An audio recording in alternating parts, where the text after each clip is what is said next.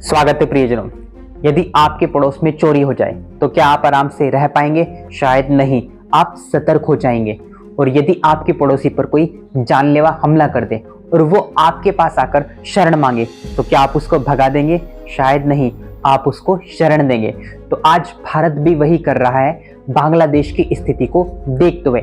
पर दोस्तों, बहुत सारे न्यूज़पेपर पढ़ लिए, न्यूज़ चैनल भी देख लिए, बहुत सारी नॉलेज जुटा ली, पर बात समझ में नहीं आ रही है कि आज जो बांग्लादेश की स्थिति है उसकी वजह क्या है। तो आज की इस वीडियो में आप उस वजह को जान पाएंगे कि क्यों बांग्लादेश ऐसी हिंसा से गुजर रहा है और क्यों हसीना मैडम ने अपने पड़ोसी घर भारत में आकर शरण ली है। तो कहानी की शुरुआत होती है साल 1971 में। साल 1971 जब भारत और पाकिस्तान का युद्ध हुआ था, या फिर हम कह सकते हैं बांग्लादेश की उत्पत्ति हुई थी। और इसी बांग्लादेश के लिए जिन लोगों ने अपना योगदान दिया था उसमें सबसे पहले नाम आता है शेख मुजीबुर रहमान का। जी हाँ, शेख मुजीबुर रहमान, जिनकी बेटी का नाम है शेख हसीना। तो आप जान सकते हैं, आप समझ सकते हैं कितनी बड़ी पर्सनैलिटी रही होगी शेख मुजीबुर रहमान। उन्हें बांग्लादेश का राष्ट्रपिता भी कहा जाता है। तो उस समय के बाद जो स्वतंत्रता सेनानी थे, जिन्होंने बांग्लादेश की उत्पत्ति में अपना योगदान दिया था, अपने प्राणों को न्यौछावर कर दिया, उनके वंशजों को, उनकी जो पीढ़ियां चल रही है, उनको सरकारी नौकरी में 30% आरक्षण देने का प्रावधान किया था। और इसी आरक्षण का विरोध कर रहे हैं बांग्लादेश के दूसरे छात्र, युवा छात्र। वो ये चाहते हैं इस 30% की जो आरक्षण की जो सीमा है इसको कम कर दिया जाए, या इस आरक्षण की सीमा को समाप्त कर दिया जाए। और सुप्रीम कोर्ट ने इस आरक्षण की सीमा को कम भी कर दिया था, परंतु जो आंदोलन था वो थमा नहीं, वो और उग्र रूप उसने धारण कर लिया था। साल 2018 में सरकार ने, शेख हसीना सरकार ने इस आरक्षण को खत्म भी कर दिया था, समाप्त भी कर दिया था, परंतु फिर भी आरक्षण विरोधी जो आंदोलन चल रहे थे वो रुके नहीं। इसके बाद 5 जून 2024 को हाई कोर्ट ने इस आरक्षण को, कुल आरक्षण को 56% कर दिया, जिस कारण इस आंदोलन ने और ज़्यादा उग्र रूप और हिंसक रूप ले लिया है। तो एकमात्र ये कारण है दोस्तों, जो आज बांग्लादेश की यह स्थिति है और हसीना मैडम भारत में बैठी हुई है और बांग्लादेश में तख्ता पलट कर दिया है। अब सेना का शासन वहाँ पर हो गया है।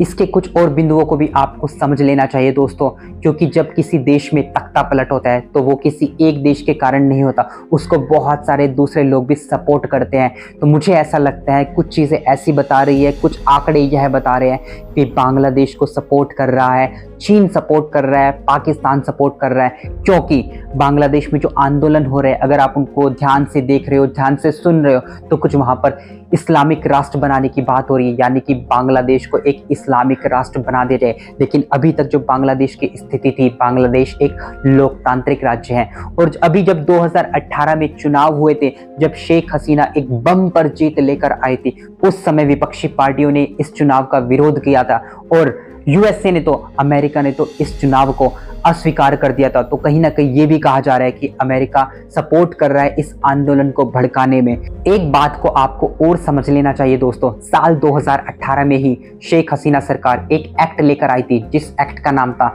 Digital security act. इस एक्ट के माध्यम से freedom of speech, social media, mass media, इन सबको बैन कर दिया गया था, इन सब पर कमी कर दी गई थी। इसका मतलब आप अपनी बातों को नहीं रख सकते सही प्रकार से, आप कोई धरना प्रदर्शन सही तरीके से नहीं कर सकते। तो कहीं ना कहीं एक कारण यह भी दिखाई देता है कि आज जो बांग्लादेश की स्थिति है उसके कारण पीछे छिपे हुए हैं। ये एक तत्कालिक कारण हो गया कि किसी सरकार का तख्ता पलट हो गया, लेकिन जो बारूद का ढेर था वो बहुत पहले से तैयार हो रहा था। और उस बारूद के ढेर में जो कुछ कारण होते हैं वो वही कारण है, आरक्षण की सीमा को बढ़ा देना, कम कर देना। सुप्रीम कोर्ट ने उसको हटा दिया, उसको कम कर दिया, फिर आंदोलन उग्र रूप ले लिया, हाई कोर्ट ने आरक्षण को फिर बढ़ा दिया। तो ये कुछ कारण थे कि जिस कारण आज शेख हसीना सरकार भारत में बैठी हुई है।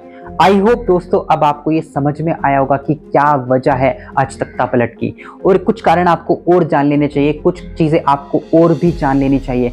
पाकिस्तान भी अपना दबदबा बढ़ाने की कोशिश कर रहा है, क्योंकि जिस प्रकार के नारे लग रहे हैं उनसे यह साफ साफ दिखाई दे रहा है कि पाकिस्तान कहीं ना कहीं चाहता है बांग्लादेश को एक इस्लामिक राष्ट्र बनाना। और पाकिस्तान और चीन तो दोस्त की तरह ही रहते हैं, इस कारण ये सारी चीज़ें देखने को मिल रही है। आई होप अब आपको चीज़ें बिल्कुल क्लैरिफाई हो चुकी होगी कि क्यों आज बांग्लादेश में तख्ता पलट कर दिया है। इस वीडियो से संबंधित आपकी कोई राय होगी तो आप कमेंट सेक्शन में ज़रूर दीजिएगा। अगर मैंने कोई गलत जानकारी दे दी है हूँ उसको भी आप कमेंट सेक्शन में सही ज़रूर कीजिएगा। यह वीडियो देखने के लिए आपका बहुत बहुत शुक्रिया।